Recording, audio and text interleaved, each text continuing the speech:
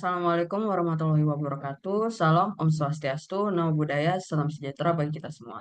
Perkenalkan, kami dari kelompok 8 di sini akan mempresentasikan mengenai implementasi Behavior Driven Development atau BDD dengan Python dan Selenium. Sebelum itu, izinkan kami memperkenalkan diri terlebih dahulu. Perkenalkan, saya Cokorda Istri Nasanti Marani Pemayon dengan NIM akhir 011. Saya Maria Shelina Enji dengan NIM akhir 006. Saya Kalista Dian Kemala dengan NIM akhir 017. Saya Virgi Setia Ferdi dengan NIM akhir 051. Baik, mungkin bisa di next.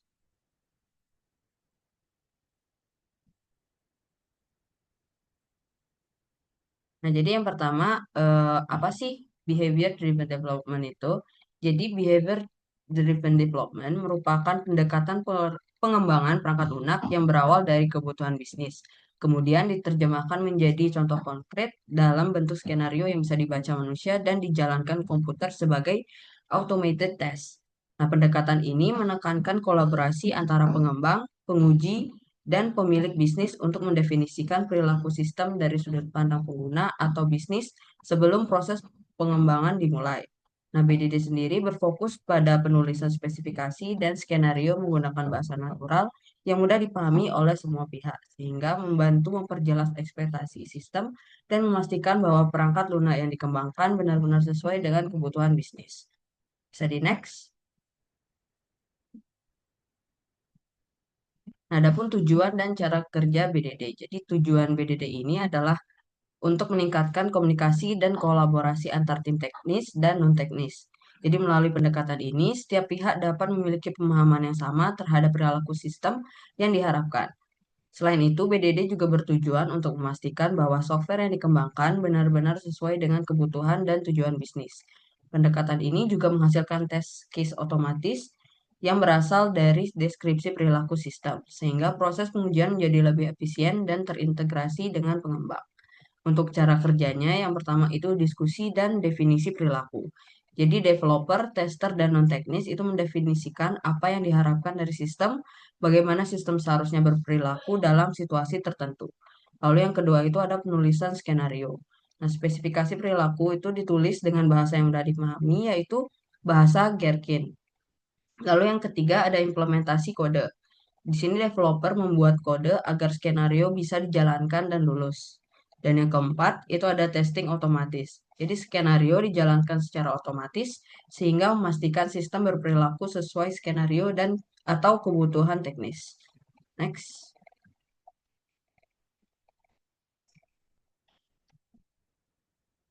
Nah, di sini adapun struktur dan tools dari BDD. Untuk strukturnya sendiri, itu BDD menggunakan struktur feature files yang ditulis dengan sintak Gherkin yang terdiri atas feature, yang merupakan deskripsi fungsi atau kebutuhan bisnis, lalu ada skenario, yang dimana merupakan kasus penggunaan atau alur perilaku dari fitur, lalu ada given, itu kondisi awal atau prasyarat, lalu ada when, aksi atau trigger yang dilakukan, dan then hasil yang diharapkan. Nah, dapat dilihat di gambar di samping itu merupakan contoh dari struktur BDD untuk feature login. Lalu untuk tools umum yang digunakan pada BDD itu ada Cucumber, itu untuk Java, Ruby, dan JavaScript. Ada Behave untuk Python, SpecFlow untuk .NET, dan GBehave untuk Java. Next. Ini akan memahami tentang Selenium itu sendiri. Untuk Selenium ini adalah framework open source yang digunakan untuk mengotomasi pengujian aplikasi web di berbagai browser. Framework ini memungkinkan pengguna untuk melakukan pengujian fungsionalitas website secara otomatis dengan meniru interaksi pengguna seperti klik, input teks, dan navigasi halaman. Selenium dapat bekerja pada berbagai browser populer seperti Chrome, Firefox, Edge, dan Safari, serta mendukung berbagai bahasa pemrograman seperti Java, Python, C, Ruby, dan JavaScript. Next.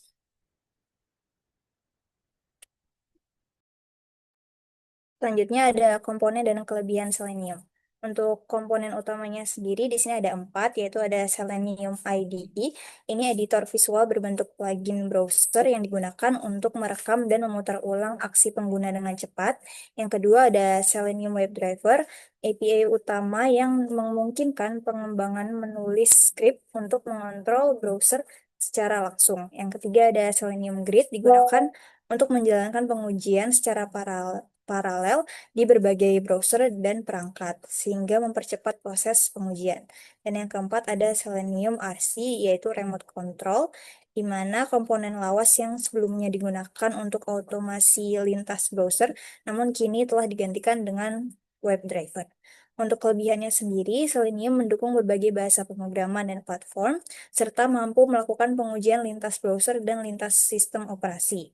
Selain itu, Selenium dapat terintegrasi dengan berbagai framework testing, termasuk Behavior Driven Development atau BDD, untuk mengimplementasikan skenario otomatis.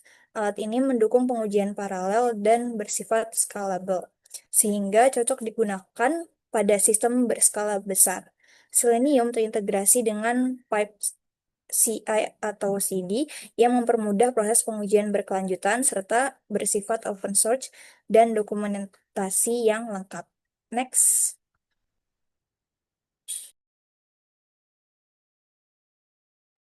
Oke, untuk selanjutnya ada Behave Framework. Jadi apa itu Behave Framework?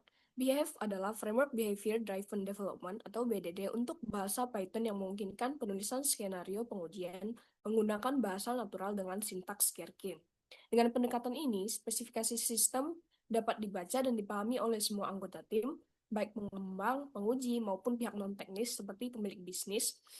Nah, dengan kombinasi Behave dan Selenium, pengujian berbasis BDD itu dapat dijalankan dengan secara otomatis dalam lingkungan Python, sehingga membantu memastikan bahwa sistem berperilaku sesuai dengan kebutuhan bisnis yang telah didefinisikan dalam skenario. Mungkin boleh next.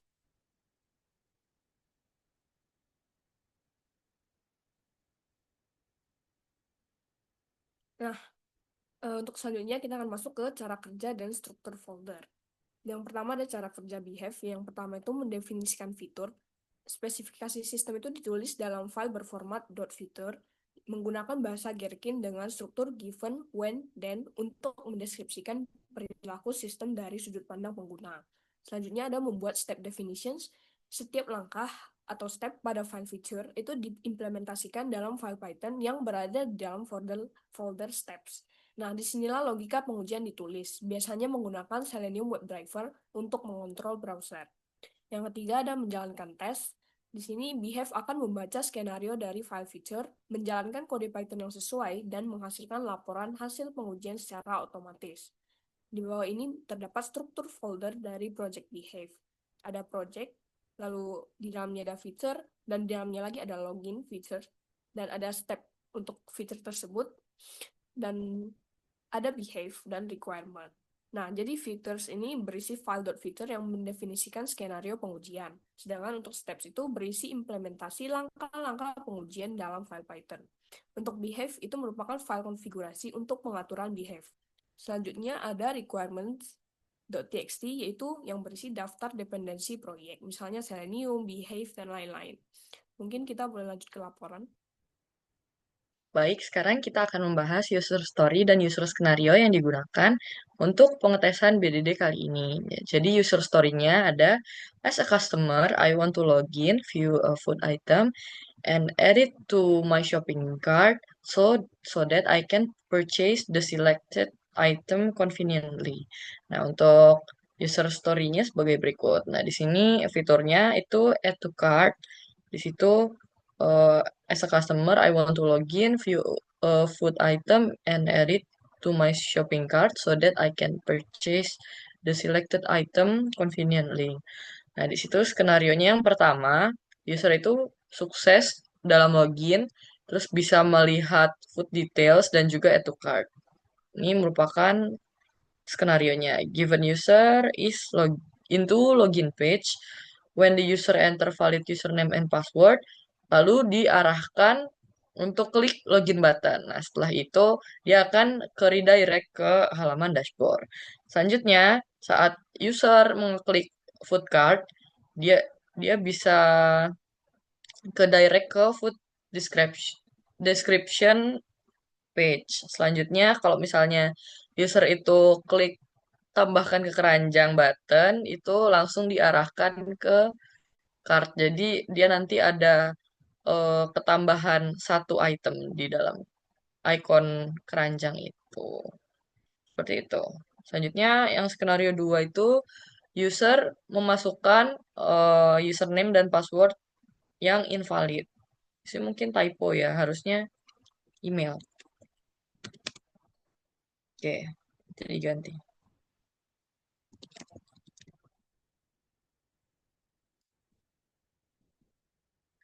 Oke, jadi yang pertama itu user di login page, terus user itu mengisi email dan password yang invalid atau belum terdaftar sebelumnya.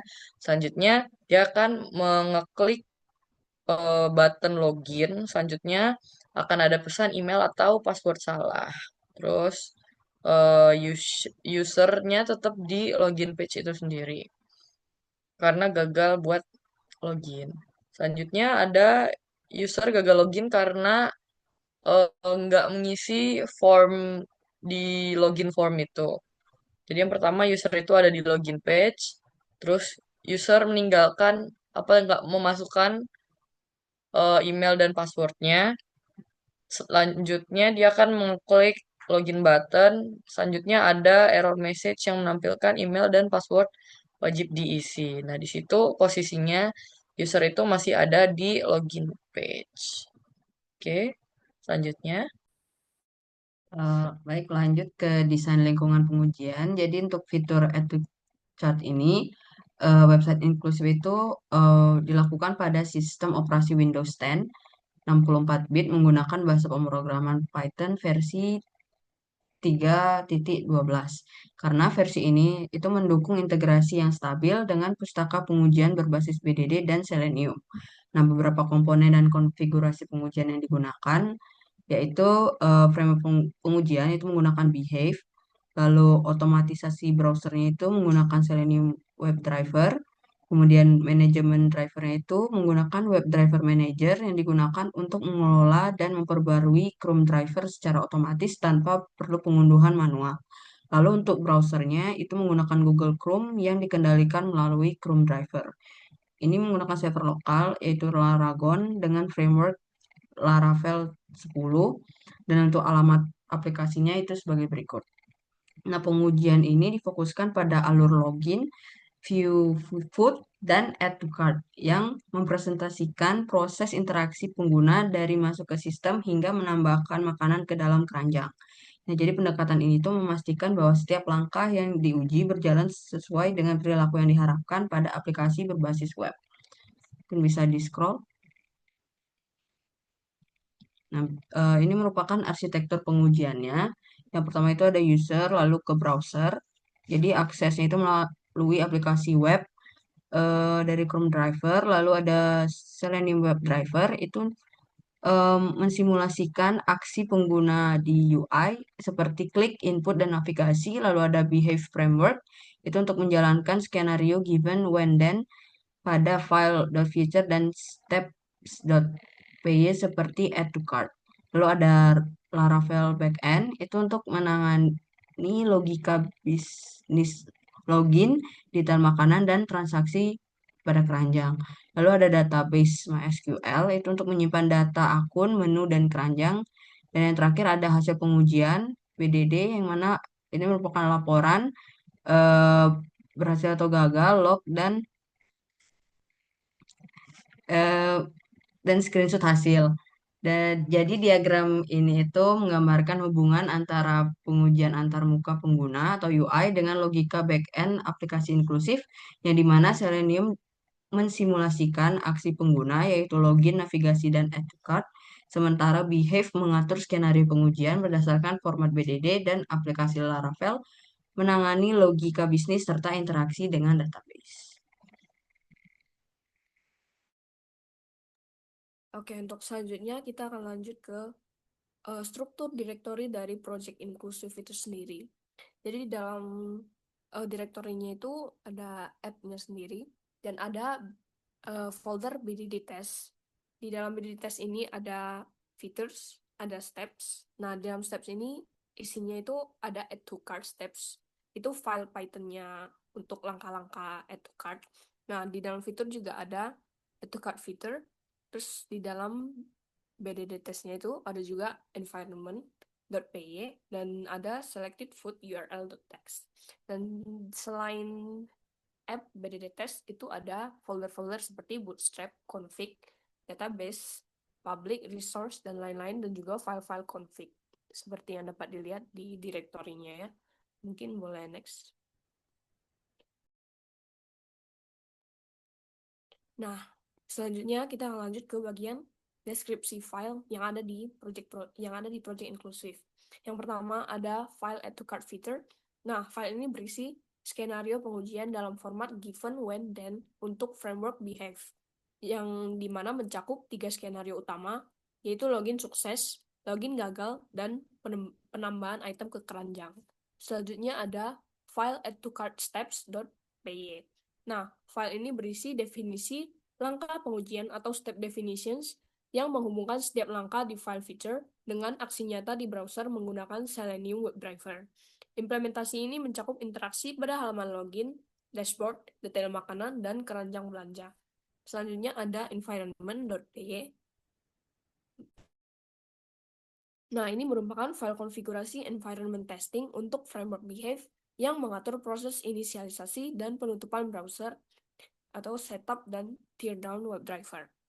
Yang terakhir ada selected food URL.txt, di mana ini merupakan file penyimpanan URL makanan yang dipilih secara otomatis oleh Selenium pada saat pengujian untuk memastikan konsistensi antar langkah, misalnya dari klik kartu makanan hingga halaman deskripsi. Oke, sekarang langsung saja kita akan melakukan demo untuk pengetesan BDD sendiri.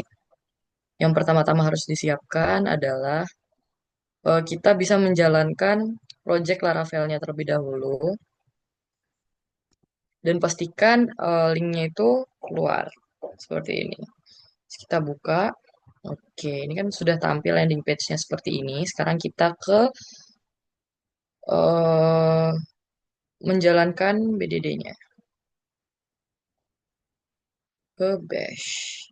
Oke, di sini kita pastikan sudah masuk ke dalam direktori BDD testnya yang sudah dibuat tadi di direktori BDD test ini. Terus kita jalankan pm behave. Ini dia akan menjalankan skenario yang sudah dibuat tadi. Ini untuk skenario pertama, untuk add to cart. Dia akan otomatis menambahkan ke keranjang. Oke, yang kedua, ini skenario 2 untuk username dan password yang tidak terdaftar.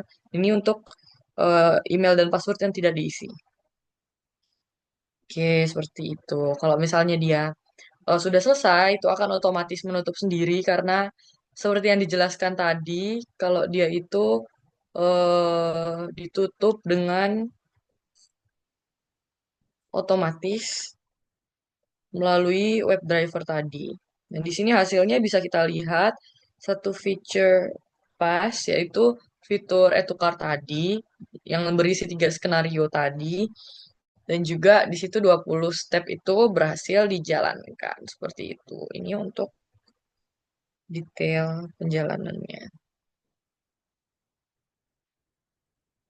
Oke, untuk selanjutnya bisa dilanjutkan teman saya.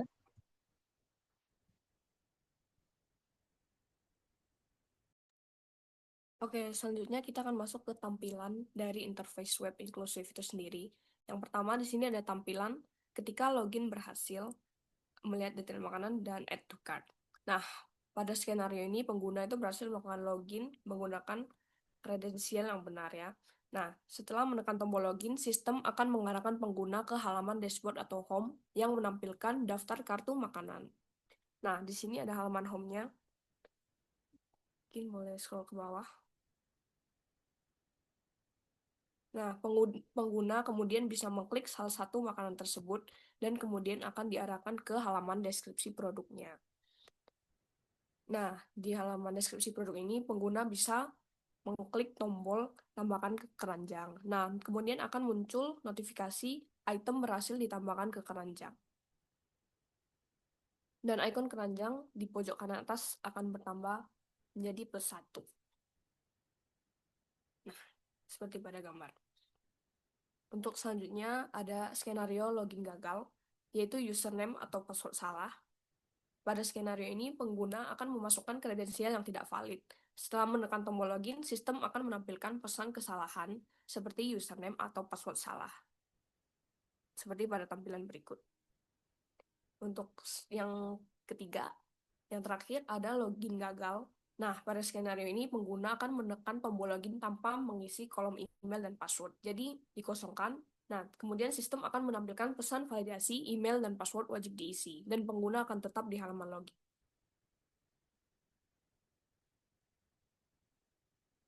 Ini selanjutnya akan dilanjutkan oleh teman saya.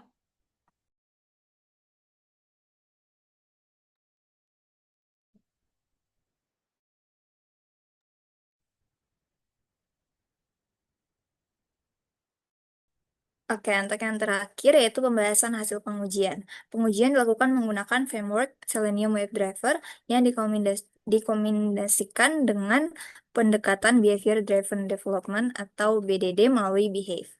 Tujuan utama pengujian ini adalah untuk memverifikasi bahwa sistem inklusif mampu menangani alur utama pengguna mulai dari proses login, melihat detail makanan, hingga menambahkan item ke keranjang. Yang pertama ada keberhasilan pengujian skenario utama, yaitu pengujian terhadap 3 skenario utama menunjukkan hasil yang sesuai dengan perancangan sistem. Yang pertama lagi ada login valid dan add to chart. Ini sistem berhasil mengarahkan pengguna ke halaman dashboard setelah memasukkan kredensial yang benar. Produk berhasil ditambahkan ke keranjang belanja, ditandai dengan munculnya pesan item berhasil ditambahkan ke keranjang, serta peningkatan jumlah pada icon keranjang. Yang kedua ada login invalid.